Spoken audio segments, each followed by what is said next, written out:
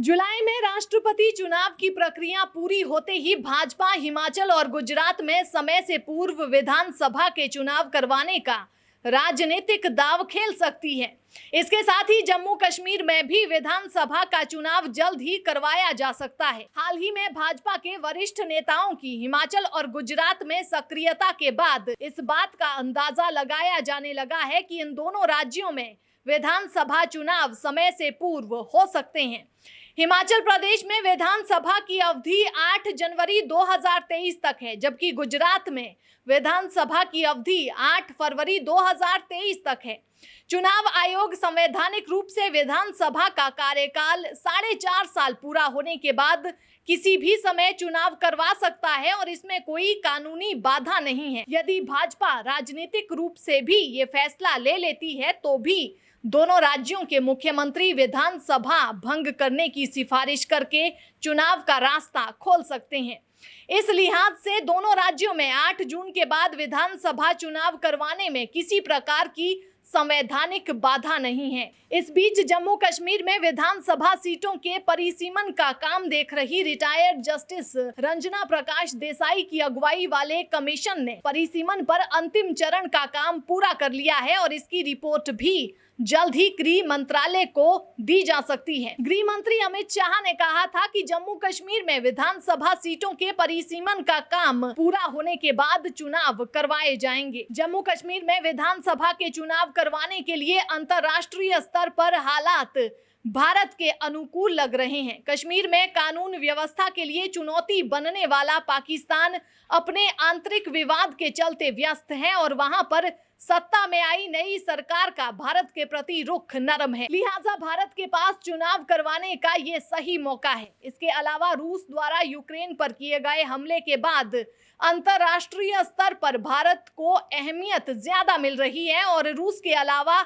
America और UK भी भारत के साथ खड़े नजर आ रहे हैं।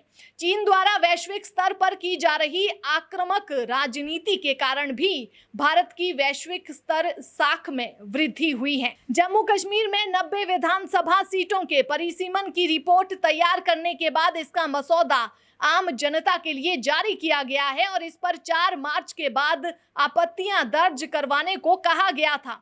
आयोग के पास इस मामले में करीब 400 लोगों की आपत्तियां और सलाहें पहुंची है। ये आपत्तियां और सलाहें राजनीतिक दलों, सामाजिक संगठनों और व्यक्तिगत स्तर पर लोकसभा और विधानसभा सीटों को लेकर दर्ज करवाई गई है।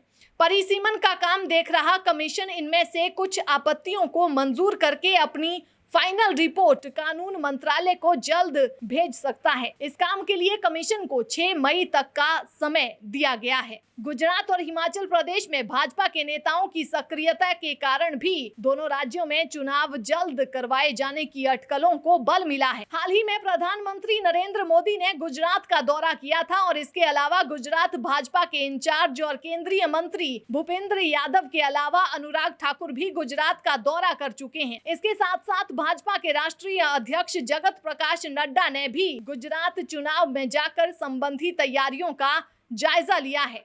गुजरात भाजपा के प्रभारी भूपेंद्र यादव ने अपने दौरे के दौरान प्रदेश भाजपा के वरिष्ठ नेताओं के साथ मुलाकात की और उसके साथ ही सरकार की कल्याणकारी योजनाओं द्वारा जमीनी स्तर पर लोगों को हुए लाभ के बारे में ब्यौरा भी जुटाया है।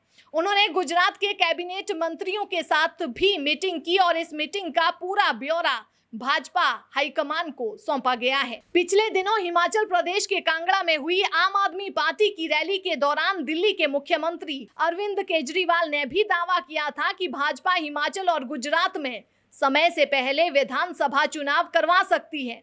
दरअसल भाजपा की रणनीति विपक्ष को चुनाव की तैयारी करने से पहले ही चित करने की है।